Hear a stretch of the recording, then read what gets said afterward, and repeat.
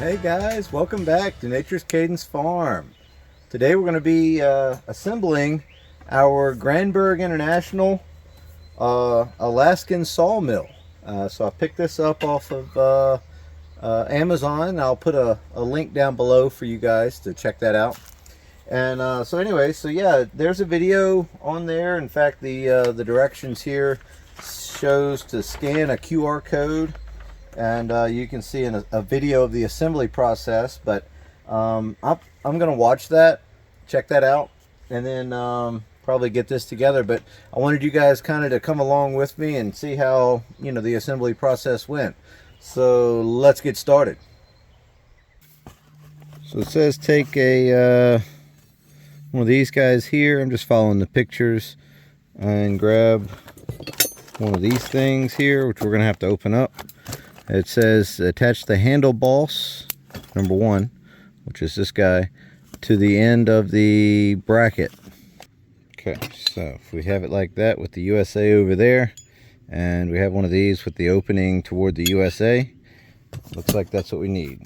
So let's grab 2 bolts, and this one looks like it needs to be left somewhat loose, so go ahead and put one of these in.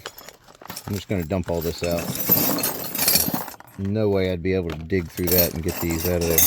Alright, so it looks like we've got, oh no, these are hex head. Here's the socket head cap screws. Looks like yeah, looks like 2 of these, and then we need also 2 lock washers too, so let's grab those. And that's these smaller ones here. This one is going to be left loose a little bit, and then this one here gets tightened up. All right. It looks like the kit came with an Allen wrench, so that's pretty nice. Perfect. All right, and it says to do it on the other one also. So we have this one here, and it looks like from the picture that's the direction it goes. So we need to put the boss on there in the exact same orientation with the same bolts and washers. Okay. All right, next up it shows, let's see, we need to get the on-off bar and the tie bar here and attach them together with the handle, kind of in this orientation. So that's what we're going to do. So that says you need a carriage bolt. Slide that on there like that. We're going to need a lock washer, wherever that is. Here we go. Here's one of them. And a nut on this side. Alright, that's good. And then over here, looks like we need a carriage bolt. And that. And looks like then the handle goes over top of here. Lock washer and a nut. Oh, actually not a nut. We need one of these rod couplings or whatever they call them in here. Coupling nut. Yeah, okay. All right, and there we go. So I'll tighten this down just a little bit here. And they give you the wrench to do that. It actually is a scrunch for, looks like a pretty nice scrunch too. Oh, Forster. Okay. We won't go guns a-blazing on everything yet, but at least get it all together there. Okay, next up, looks like what we're going to need to do is put these number 10, called the, let's see here, what do they call those things? Thickness rails. Attach all these things to the thickness rails with these carriage bolts. And rod coupling or coupling nut they call it, and carriage bolts and the nut. So let's go ahead and get the thickness rails. These thickness rails could be different for your application, but this is the one I've got. I've got a 42 inch or 48 inch, I believe they called it. Let's see what they called it. Yeah, this is the one I got, the 48 inch. I've got a 42 inch bar. I just wanted to be able to get through you know, a crotch or something like that if I was milling, and have enough width to be able to make that work. So looks like what we need is to put the thickness rails on like this. And so I'll start with the middle. Seems logical to me, but we'll slide a carriage bolt down and just put that on there for now, just to hold that in place. There we go. Make everything a little bit more rigid. I'm just going to kind of eyeball the center of these two, you know, with that here, and another carriage bolt. Slide that into the track. That goes down onto there, and looks like we can use a washer on that. Evidently this gets moved around. That's why they have these coupling nuts on here, because you can loosen those up with your scrunch and slide your handle around.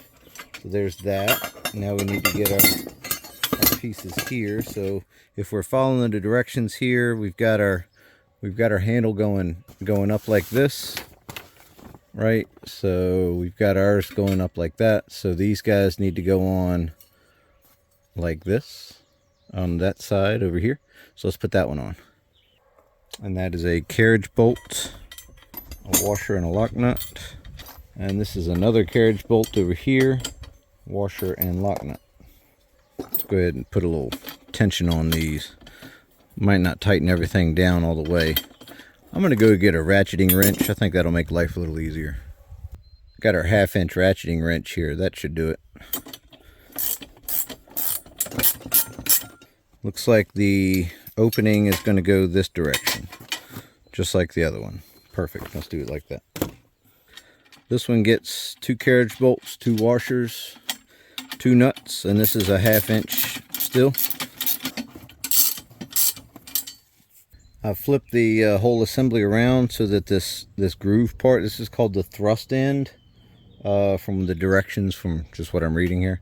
And so this piece here, which they call a end bracket and a U-bolt, go together like that and slide in there like that. And then you've got 2 flat washers, and then 2 of these coupling nuts. They go on there like that, just like that. All right, and then do the same thing over here.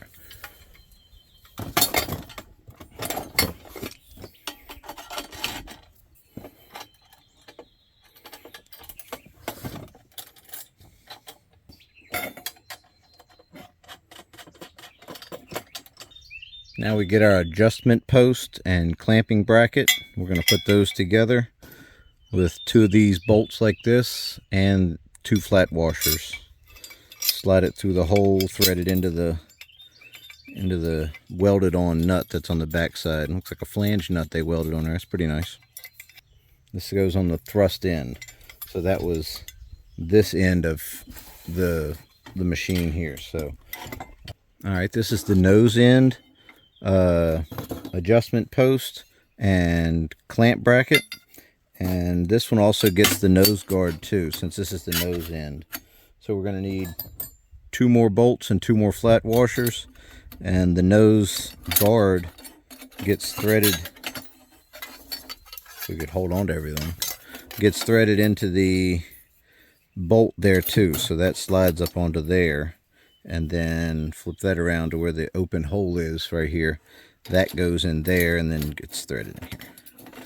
So again, flange nuts on this side. Pretty nice. And then the bolt goes through here. Looks like I'm going to have to kind of tweak this a little bit. There we go. To get that in there. Yeah, it's got it. Back that bolt out a little bit.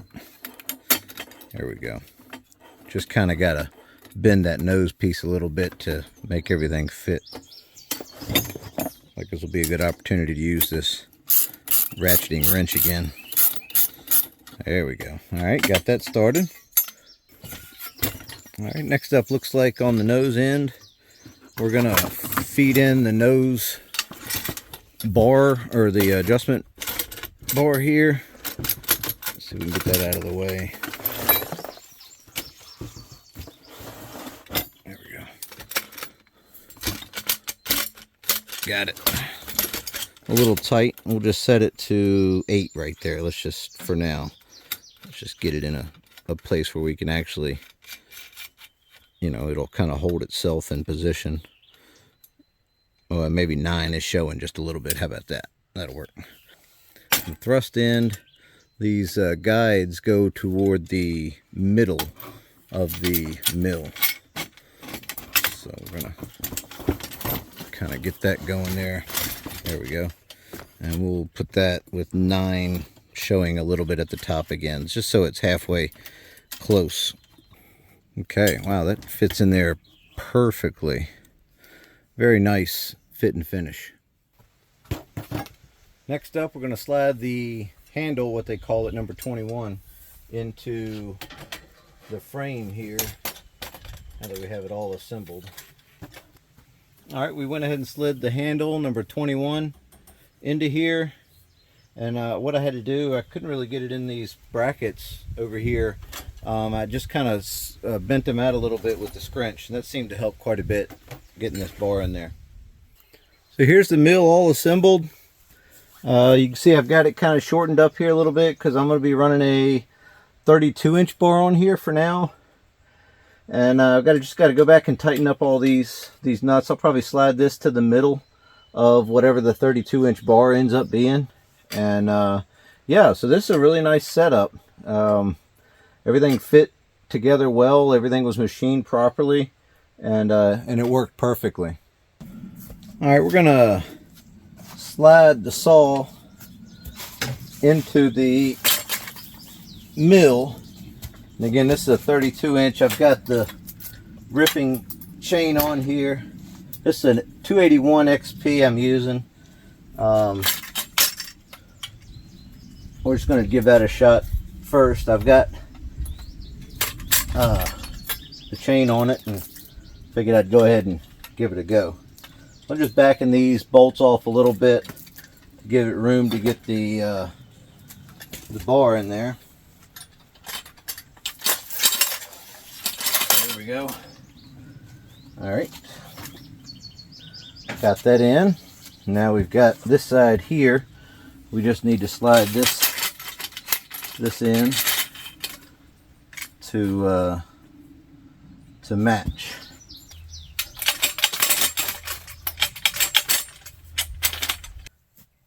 All right, so we've got the clamp part for the bar back here centered up in the bar, and then up here we need to have the clamp so that it doesn't pinch the bar nose sprocket. All that looks good, and we'll just put this in the center here and tighten it down.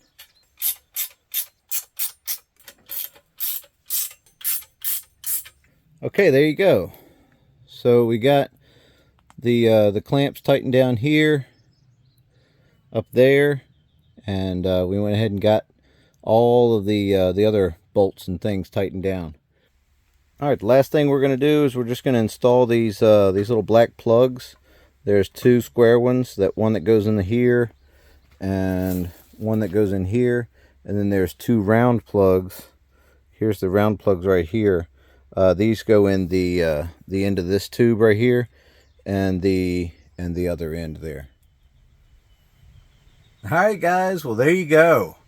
We got the mill installed. I went ahead and set just these both at 3. You know, whatever, showing up top here just to get it going.